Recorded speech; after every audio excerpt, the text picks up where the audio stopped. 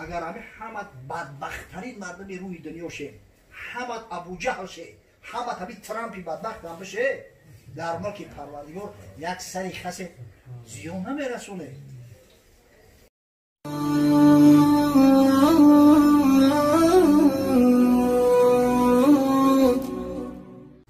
یک نکته بس است اگر شعور است. روایت میکند از رسول خدا صلی الله علیه و سلم حدیث قدسی را، حدیثی را که پیامبر صلی الله علیه و سلم از نام خداوند بیان کرده است. مثلا حدیث قدسی حدیثی را میگن که در قرآن نآمده است، اما رسول الله صلی الله علیه و سلم میگه که الله ذوالجلال چنین و چنین فرمود. عن ابی ذر عن النبی صلی الله علیه و سلم فيما روى عن الله تبارک و تعالی، از چیزی که از خدای تعالی روایت شده است که میگه حضرت خداوندی با بندگانش مراجعت میکنه، میگه یا عبادی اینی حرمت ظلم علی نفسی و جعلته بینکم محرما فلا تظالموا. ای بندگان من ظلم بر خودم حرام گرداندم. در قرآن در چندین موضوع اومده است که الله ذوالجلال میگه که این الله لا یظلم مثقال ذره، خداوند مقدار یک ذره نسبت کسی ظلم روا نمیبینه. من ظلم بر خودم حرام گرداندم، این برای شما را حرام گرداندم، در حق همدیگر ظلم نکنید. ظلم بنده نسبت به برادر مسلمانش از چی عبارت است؟ در حق همدیگر سخنهای قبیح نگید، حق مال همدیگر را به ظلم نخرید، همدیگر را غیبت نکنید، همدیگر را تهمت نکنید، دشنام و حقارت نگویید. فلا تظالموا، زیرا که ظلم خدا نمیبخشد. الله که ظلم بر خودش حرام گردانده است هرگز از بندگانش ظلم نمیبخشد.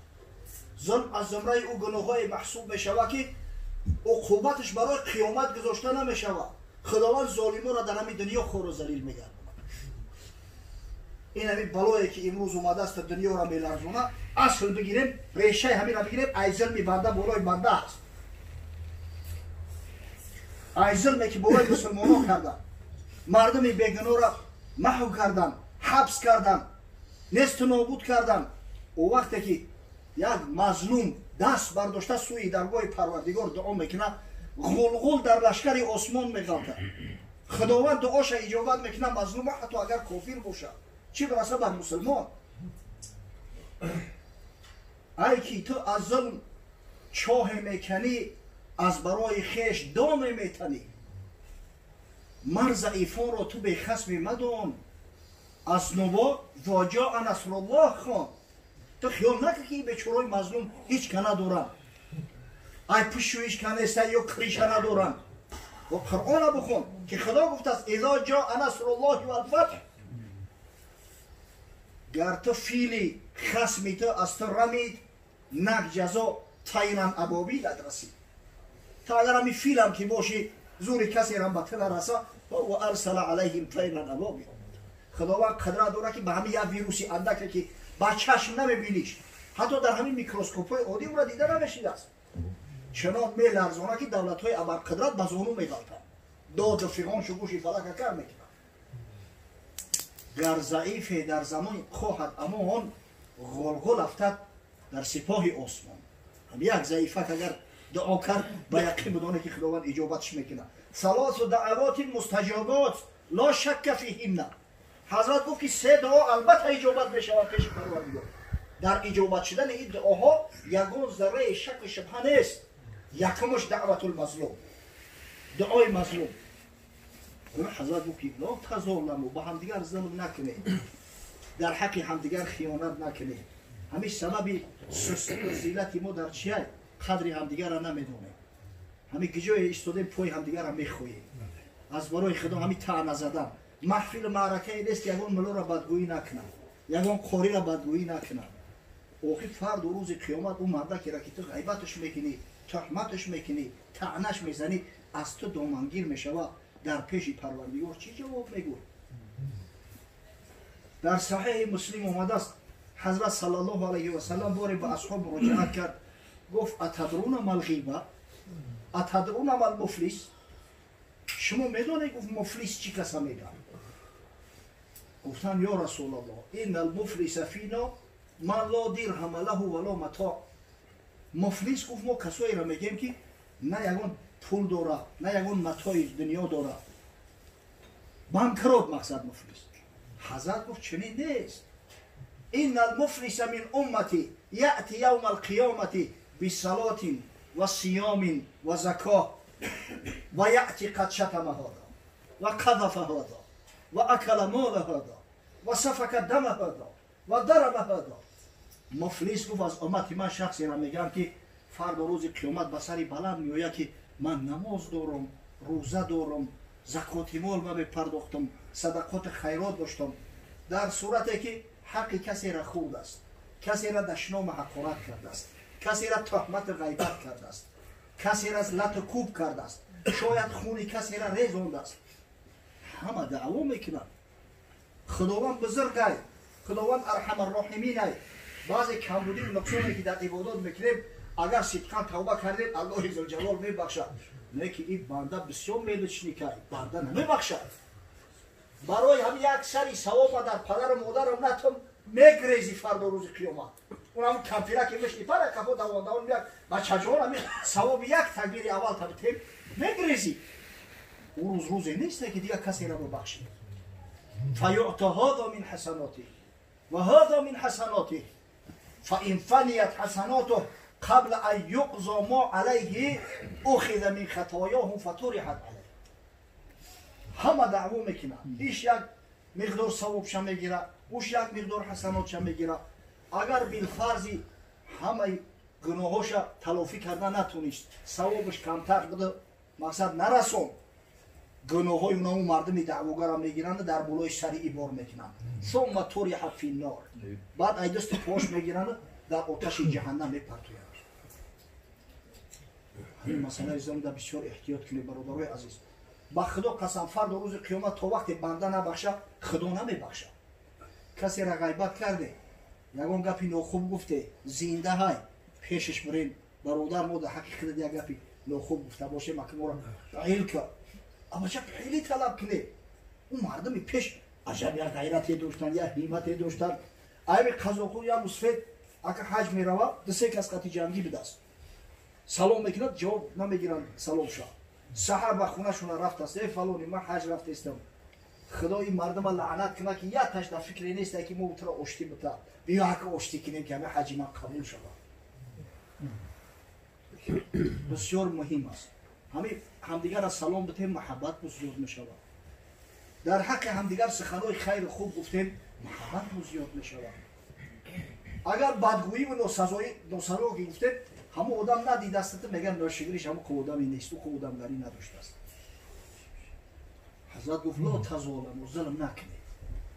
بعدا گفت یا عبادی کلکم ضال الا من هدیته فاستهدونی اهدیکم. ای بندگان من شما همه گمراهانید. شما راه حق هرگز پیدا کرده نمیتونه مگر کسایی را که من هدایت کردم. هدایت از من طلب کنید. من میتونم شما را راه هدایت نشان بدم. شکرگزاری نعمت پروردگار را کنید که الحمدلله برای ما راه مسجد نشان داده است، راه تعلیم نشان داده است. اینا اومدیم در سر دسترخوان یک کاسه خود خوردیم. اینا الحمدلله قریب یک ساعت شد که صحبت گوش کردیم. اگر هدایت پروردگار نباشه آدم تلخش میکفه. همین مثل پرنده داخل قفس به صبر به تحمل میشه که بزو ترک بگریزه. همینجا بگریزه. فرت من قسوره. خداوند میگه این منافقا و مشرکا میگه اینا مثل خرای رمنده هستن. وقتی شیر میآید میتورن میگریزن اما خیلی محفل معرکه میگریزن. هدایت از جانب پروردگار است. ضلالت هم از جانب پروردگار است. اگر هدایت از جانب الله نمیشید از جانب مخلوق میشید. ابو طالب که بجان محمد صلی الله علیه و سلم بیچاره بود البته هدایت میاد. اما نیافت. و خداوند مولد هدایت قرار نداد. با کفر و شرک از دنیا رفت. آخران سخنی که از زبانش برآمده است علی ملت عبدالمطلب. اگر هدایت از جانب بنده میشید بدبخت ابولهب که عمک پیامبر صلی الله علیه و سلم است در ابتدا حضرت دوست می‌داشت. به حد دوستش می‌داشت که وقتی حضرت تولد شد کنیزش سویبه اومد وقتی هدیه گرفت همون کنیز آزاد کرد اگر چند کنیز به حد قیمت بود و همون شب روز لیکن از هدایت خدای تعالی که محروم بود همتا گمراه و در کفر شرک بررفت. حسن زی بصره، بلال از حبش، صهیب از روم، زی خاک مکه ابو جهل، این چه بلعجب است؟ جای بلعجبی نداره. بله ما نصیحت میکنیم، ما مأمور هستیم، ما باید نصیحت کنیم، اما این هدایتی که از نصیحت ما واقع میشود این هدایت ارشادی میگن، هدایت توفیقی فقط پیش پروردگار دارد. اگر خداوند راضی نباشه و هدایت نکنه کسی را در همین گمراهی و ذلت میمونه. پس ما و شما باید شکرانه نعمت الله کنیم که اوه ما و شما را مسلمان خلق کرده استیم.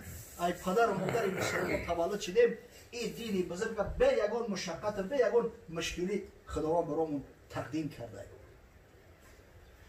یا عبادی کلکم جا فاستطعمونی اطعمکم. ای بنده های من میگم شما هم مدینه گشنه خاک نداره و خیلی مادر تولد میشه چی داری خطی؟ مگر شخصی را که من طعام میتونم رزق روزی شما را من مهیا میکنم از من طلب کنه تو برای تو رزق روزی را مهیا کنم. و ما بکم من نعمتی فمن الله. هر نعمتی که ما و شما در دست داریم همه نعمت از جانب پروردگاره خدای بزرگ داده است. همین بعضا تلخ میشیم بچه پگه چی میخورده باشیم چیکار میکرده باشیم اوخی خونت پری گردم پگه را چیکار میکنی؟ تو گذشته تا ببین در گذشته کی تو گشنه موندی؟ کی ای گشنگی را مارواری در زمین مثل بعضی صحابه پیغمبر صلی الله علیه و سلم خزیدی؟ همین خدای بزرگ همین پروردگاری که از وقتی تولد شدن تا این روز روزی تا مهیا میکنه او خداوند هرگز را بی نصیب نمیگذاره.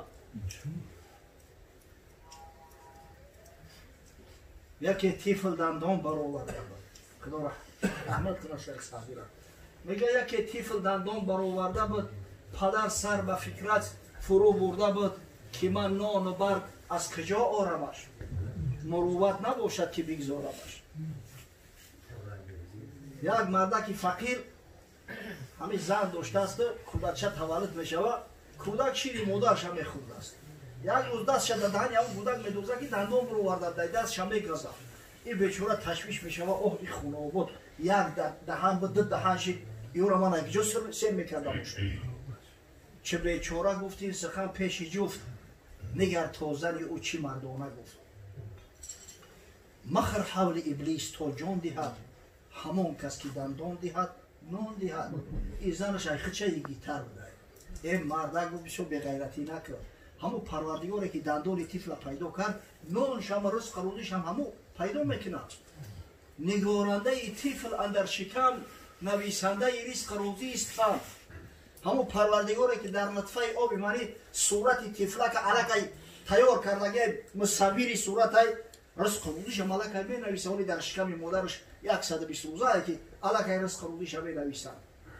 عجیب یک ترسی داریم ده و خدا داریم. مرد مسلمان همیشه باید توکلش به خدا کنه. هم یک توپلم شد وقتی بعضی ها ناشکری شو شوه دیگر اردی یک ساله و دو ساله کهنه متزدگی را برو وردن فروختن دو برابر قیمتش. و خدا نگه هم داره خداوند خودش رزق روزیش هم قطع نگردونه نباشه به خدا قسم به همه همین مال دنیا آدم سیر نمیشه. خداوند میگه که ای بنده ها شما هم گشنه رزق روزی شما را من مهیا میکنم من میتونم از من طلب کنی رزق روزیتون. یا عبادی کلکم عارین الا من کسوتو فاستکسونی عکسکم. این بنده ها شما وقتی ای مادر تولد شده هم یه لطه نبود که گردی کنتونه پیچونن اوخی این لباس و سر لباس و این زینت پلاس شما را من براتون مهیا میکنم این را از من طلب کنه تو من براتون مهیا کنم. الله اکبر. یا عبادی انکم تخطئون باللیل و النهار و انا اغفر الذنوب جمیعا فاستغفرونی اغفر لکم. خدای بزرگ ندا میکنه ای بنده های من شما شب و روز گناه میکنید در گناه معتبر من ذاتی هستم که اگر بنده توبه کرد گناهش را میبخشم از من طلب استغفار کنه تا من گناههای شما را محو کنم. خط عفو ولای معصیت رو بکشه، نامه اعمالتون رو تازه کنم بتون. نه فکر کنه که از برای خدا همین رو چقدر گناه را مرتکب میشه. زینای چشم میکنیم، زینای دست میکنیم، زینای پا میکنیم، زینای زبان داریم. همین تلویزیون که تماشا کنیم فقط اون بیوای چقدر چسبه میکنیم. خیلی کلمه ساتر کردن خودت فرضه، در عورت دیگران نگاه نکردن هم فرضه.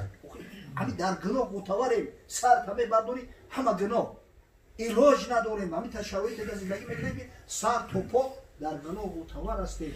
خداوند میگه از من طلب مغفرت کنید، من گناهتون رو میبخشم. خداوند بخشنده مهربان است. پروردگار بزرگ ببینید که او وقتی بنده توبه کنه خدا را خوش میآید، خرسند میشه دست زمو بندش. حدیثی متفق علیه هست، حضرت عبدالله بن مسعود روایت میکنه که رسول خدا صلی الله علیه و سلم گفت والله اشد فرحا بتوبه عبده من رجل في ارض دویه مهلکه معه راحلته علیها زاده و طعامه. خداوند میگه به توبه بنده چنان خرسند میشه که همین تصور کنه یک مرد در بیابان، در همون بیابانایی که همه قمه در هزارها کیلومتر آبی نوشیدنی نداره، در یک شتر سواری در خرجین شترش توشه رهشه گرفته است، نان و آبشه در همون خرجین گرفته. فنام فاستیقظ و قد ذهبت. یا بتا کمی او میگه در تایمی بتا گرمای کمک درست میکشه بر رحمت دوام میتون ای خوب میخیزه که شکر برفته است. فطلبها حتی ادرکه العطش. ایسو میدوه بلو پویم ای تشنگی را زبانش ای حلقش میبروه، آب در خرجین شتر ای نیست، دیگه دست ای حیات میشوه. میگه ارجعو الى مکانی لدی کنتو فیه فانام حتی اموت. اگر گفت چی علاج؟ میرم در تاک همون بتا دراز میکشم تا همون زمانی که خدای تعالی امانت قبض کنه. من دیگه به هیچ جا نمیرسم به توشه راه و به شتر. میوایم میگه سرش در بلو همیشه شاقیدای دستش نمیتونه میمونه و دراز میکشه، خوابش میبرم، یأس ناامیدی را خوابش میبرم، چشمش هوی میکنه که شتر در بلوی سرش نقشات کرده است. اگر تصور کنه که همین آدم چقدر خرسند میشه. امام مسلم میگه که فاخذ بختامها ثم قال من شدة الفرح اللهم انت عبدی و انا ربک. اعوذ بالله. همه ای خرسندی را دیگه خچه گم میکنه، میپره میگه ای مهار شتر میقپه، خدا جان میگه تو بنده من هستی و من خدای تو. اعوذ بالله. دیگه گپش فرماش نمیبره، واقعی زمانش دیگه فرماش نمیبره، گپش چپانه میبروید. اخطأ من شدة الفرح ای خرسندی را خچه گم میکنه، خطا میکنه. و حضرت بشارت داد گفت فالله اشد فرحا بتوبة عبده المؤمن من هذا الرجل بزاده و طعامه و شرابه. خداوند میگه از توبه بنده مؤمن از همین مردک در زیادتر خرسند میشود. الله اکبر. کرم بینا لطفی خداوندگار گناه بنده کرده است او شرمسار. این خیلی خدای بزرگ است. لیکن از برای خدا همین توبه را موقوف میمونه، خشمونه میتر. امروز پگه خط پگه دیگه ایشونو پگه شام میخیزم نمازی تهجد بخونم، آبی دیده خط گریه میکنم. این مردک هر ساعت حیات غنیمت های، هیچ کتره گارانتی نمیده که همین شب تا سحر زنده بمونی یا نمیمونی. فرصت غنیمت بدون اونیا که قچ داشت از پس میکشید، دست قچ را برد و حبلش را برید.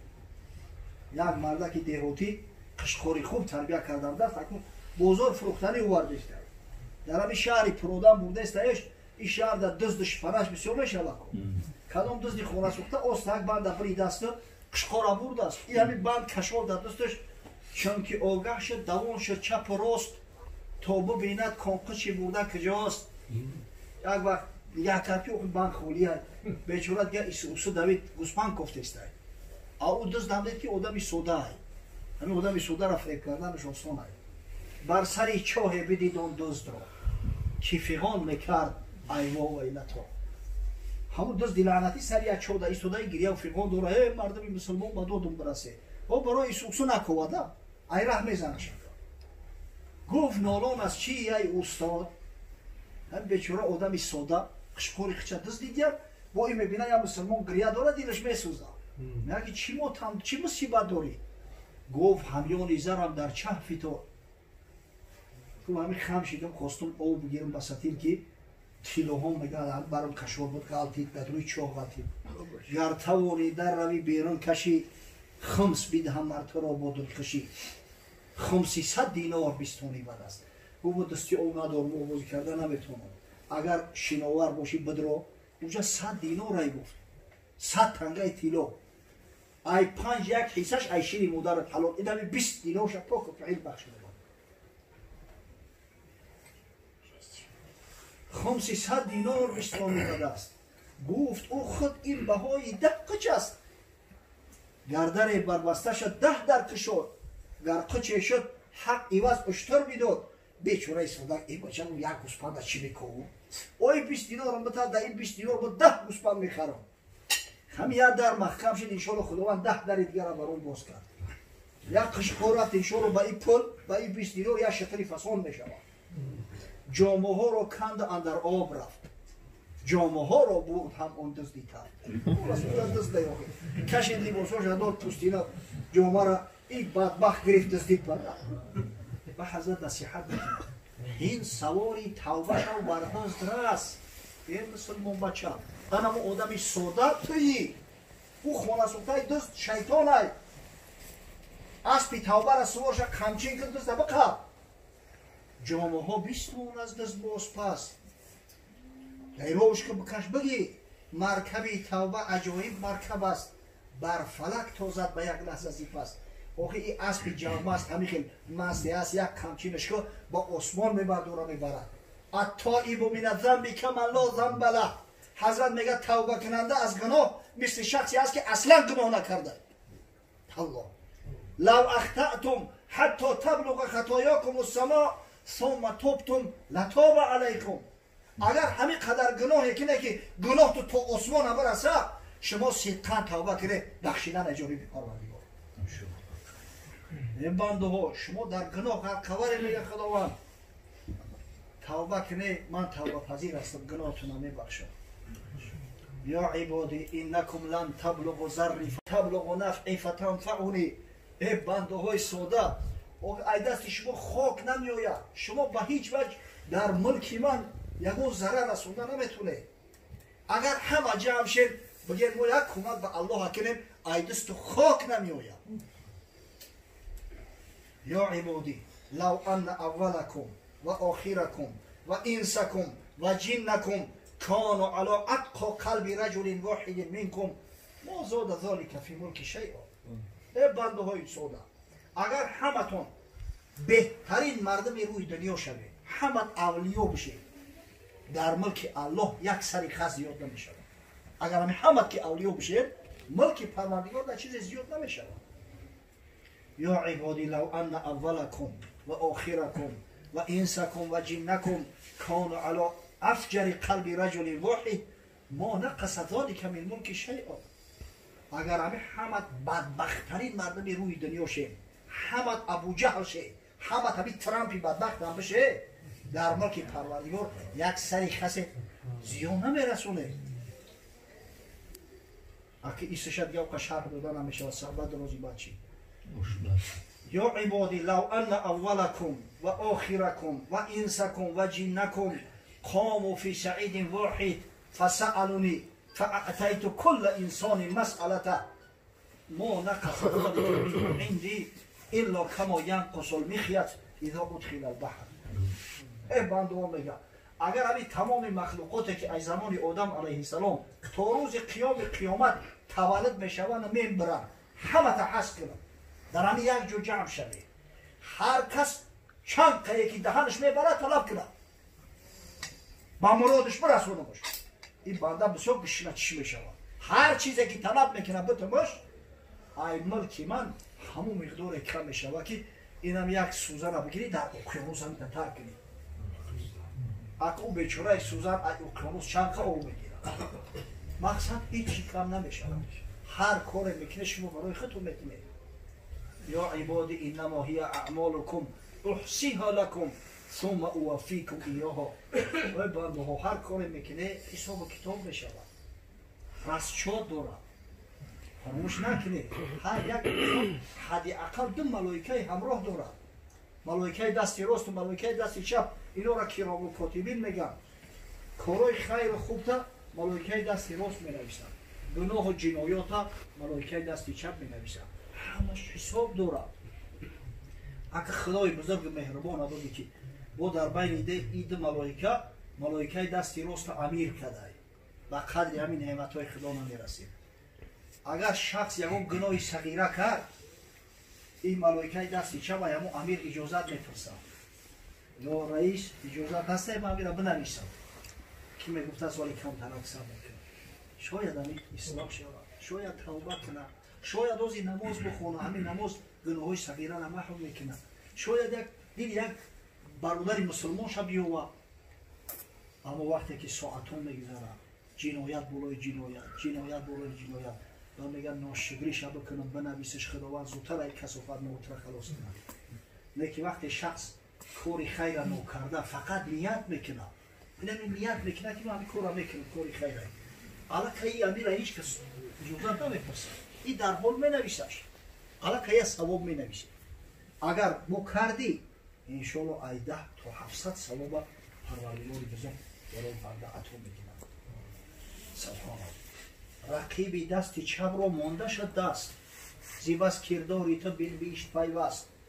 رقیبی دستی راست آزاد است، قلم بر کاغذ ننهاد است. این بیچاره ملائکه دستی چپ میگه دستش بفرشه گناهای تو را نوشتن. در صورتی که امیر بیکار ایستاده و اقلا یک کاری که خیر که در پهلوکش بنویسن، نیایی در نماز الا به 100 بار حسابی ده کنی و کاری بازار. در یک هفته یک بار آیا همین مسجد میای یا نمیای، رستشاتای خودت قطعی میای، حساب و کتاب تا میکنی. همین روکه شده است، بخد و قسم افسانه نیست، این روکه شدگی است. در یک مسجد نماز شام میخونن، امام سلام میده، یک گروه میگن که حضرت 2 رکعت خوندی شما. امام قدی چند نفر دیگه میگن نه 3 تاشی. تری دعوا یک تاجر هم قفو ایستادگی دست میگه حضرت عمیق 2 رکعت خوندی. میگه چه رکعت میکنی؟ میگه ما همین 3 دکان دارم، عادتا در نماز شام در هر رکعتش یک دکان ما ریویزیا میکنم. همین 2 تاشو اسپیت کردم. خدا همین 2 تا خوندگی. در نماز وقتی دکان ریویزیا کرده، اون نماز به چی فویده، چی مفهوم طلب میکنی؟ نماز کسری صدق صفا نیست اگر در کعبه بگذاری روان است. تو پینداری که از مردان راهی، کدامین مرد سرگردانی راهی. بعد حضرت گفت فمن وجد خیرا فلیحمد الله. و وقتی نامه اعمالتون را در دستتون میتن، اگر خیر خوبی دیده خدا را شکر کنید. اما خدایی را که فقط به یک نیت خیر ثواب تو داد، این پروردگاری را که به انجام دادن کاری خیر از 10 تا 700 ثواب براتون عطا کرد. و من وجد غیر ذلک فلا یلومن الا نفسه. لیکن اگر نامه اعمال سیاه دیده و که ایکی دامن گیره گناههای خودتونه، همه همین مصیبت بلا را به دست خودتون کشیده، بالای سر خودتون آورده. و ما اصابکم من مصیبتی فبما کسبت ایدیکم. هر بلا و آفات به خدا قسم میشود، همین بنده ها خودشون به سر خودشون میارند. و باشه پروردگار بسیار رحیم و مهربان و بنده نواز است. سبحان الله. خدا کنه که نصایح پیامبر صلی الله علیه و سلم، خو حدیثای حضرت باشند، خو حدیثای قدسی که از نام خداوند متعال ذکر میکنه، برای ما و شما را یک درس عبرت باشد. و قدر نعمت الله برسیم، نعمت الله شکرگزار باشیم، کاری خیر کنیم، سعی کنیم برای آخرت ما یک توشه رو بریم. حقیقتا این دور فانی است، بخواهیم نخواهیم یک روز میریم. همین دوم عجیب قولی خوبی را گفت، بخوای نخوای باید برای رو که وطن اصلی باید برای کو. اولئک هم الوارثون الذین یرثون الفردوس هم فیها خالدون. این بنده های صالح خدا میراث برن، فردوس اعلی را به میراث میبرن. در این دنیا کلیتا چیکار میکنی؟ در زمین دیگران خانه مکن، کاری خود کن، کاری بیگانه مکن. در زمین مردم که خانه کردی از میکشه میگیره، زمین ایخی چه اوخی کیش بیگانه تنی خاکی تو کس برای اوست غمناکی تو. بیگانه کیه اینمی تنی کسافت. بچه اولی دیروشه نخوردیم چی میشیده باشم دستیم تا اولی نخوردیم. تو تن را چرب شیرین میدهی، گوهر جانت نیابد فربهی. و تو روح تربیه کرد، به خاطر آخرت سعی تلاش کن. گرمیان مشک تن را جا شود، وقتی مردن گندی آن پیدا شود. همین شخص بره اگر در همین بین مشک انبار موننش، در همین انباری مشک انبار بموننش، به حد بو میکنه که دیگه در همین انباری مشک انبار برموده نمیشه، فایده نمیکنه. مشک انبار در بدن آدم زنده فایده داره، مرده در چی فایده داره؟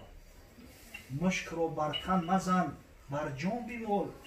مشک چی بود؟ ذکر نام ذوالجلال.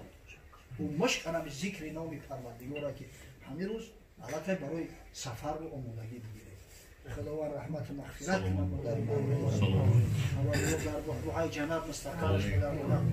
از فیض و برکات و خیرات و حسنات در این منزل، در این محفل، در این محله، در این دیار، در خاندان برادرای دست به دعا برداشته نصیب فرمایید.